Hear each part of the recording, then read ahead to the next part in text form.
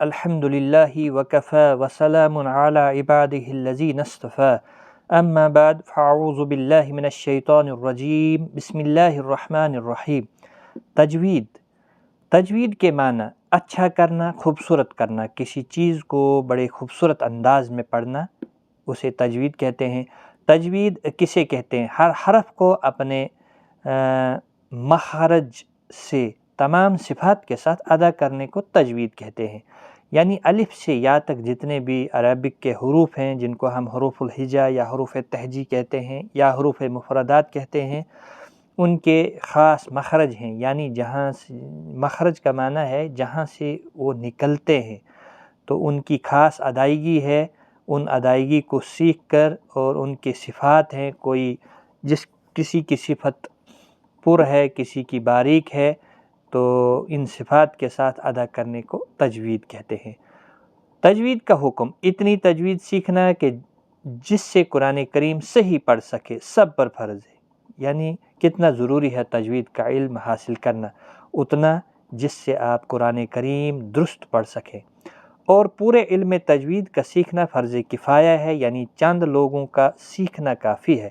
یعنی پورے علم تجوید کا سیکھنا تم پر فرض نہیں ہے، تو یہ چند لوگ ایسے ہوں جو پھر دوسروں کو سکھائیں، تو ان کے لیے ضروری ہے، باقیوں کے لیے ضروری نہیں ہے۔ باقیوں کے لیے اتنا ضروری ہے کہ کم سے کم وہ قرآن کریم کو صحیح تجوید کے ساتھ پڑھے۔ جس شخص نے قرآن کریم تجوید کے ساتھ نہ پڑھا وہ گنہگار ہوگا، یعنی وہ گنہگار ہے جو تجوید کے ساتھ نہیں پڑھے گا۔ وہ اس لیے ہوگا کیونکہ اس کو پتہ نہیں لگے گا کہ لحن جلی اور لحن خفی کہاں ہوا۔ تو جب وہ تجوید کے قواعد سیکھ کر قرآن کریم پڑھے گا تو ایک تو اس کی درست ادائیگی بھی ہوگی اور دوسرا وہ خوبصورت انداز میں پڑھے گا۔ اب آئیے تلاوت کی 3 قسمیں، یعنی تلاوت کی 3 قسمیں ہیں، 3 انداز سے تلاوت کی جاتی ہے۔ نمبر 1 ترتیل، نمبر 2 تدویر اور نمبر 3 حدر۔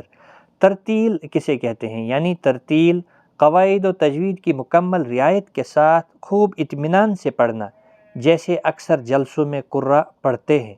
یعنی جب کوئی اجتماع ہوتا ہے یا کوئی جلسہ ہوتا ہے جس میں قاری حضرات تلاوت کرتے ہیں تو خوب ٹھہر کر، یعنی ورتل القرآن ترتیلا، خوب آہستہ آہستہ تجوید اور قواعد کے اصولوں کو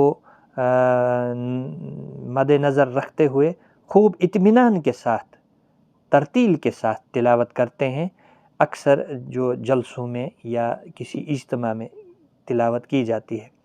تدویر قواعد و تجوید کی مکمل رعایت کے ساتھ، نہ بہت تیز نہ بہت آہستہ بلکہ درمیانی رفتار، ترتیل کے مقابلے میں تھوڑا آہستہ یعنی درمیانی رفتار سے پڑھنا، جیسے اکثر فرض نمازوں سے پڑھا جاتا ہے، جس طرح سے فجر، مغرب اور عشاء کی نماز میں امام صاحب جب قرات کرتے ہیں تو اس انداز سے، نہ زیادہ کھینچ کر اور نہ زیادہ جلدی بلکہ درمیانی رفتار سے، اسے تدویر کہتے ہیں۔ اور حدر قواعد و تجوید کی مکمل رعایت کے ساتھ تیزی سے پڑھنا، لیکن اتنی تیزی نہ ہو جس سے حروف کٹنے لگے اور صحیح ادا نہ ہو۔ حدر اکثر تراویح نمازوں میں پڑھا جاتا ہے۔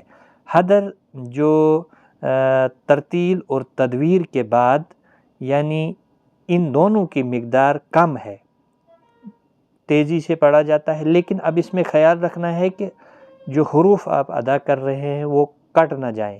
ایسا نہ ہو کہ جلدی میں آپ کے حروف کٹ جائیں اور آپ گنہگار ہو جائیں۔ اور تجوید قواعد کا بھی خاص خیال رکھنا ہے۔ تو یہ 3 طریقے تھے تلاوت کے، ترتیل، تدویر اور حدر۔ انشاءاللہ آگے ہم دوسرے اسباق میں یہ سب کچھ سیکھیں گے۔ تو آج کی اس ویڈیو میں اتنا ہی۔ خدا حافظ۔